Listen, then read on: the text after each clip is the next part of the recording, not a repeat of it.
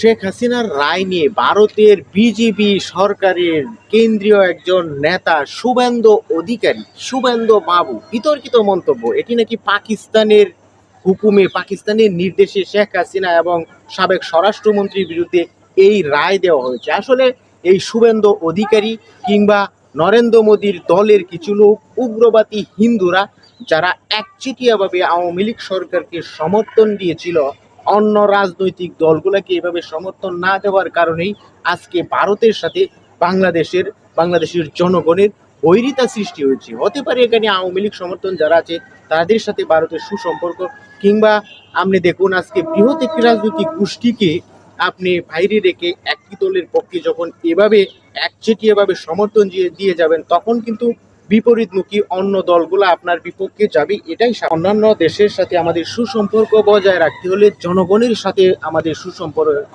রাখতে হবে, একক কোনো নির্দিষ্ট দল নয়।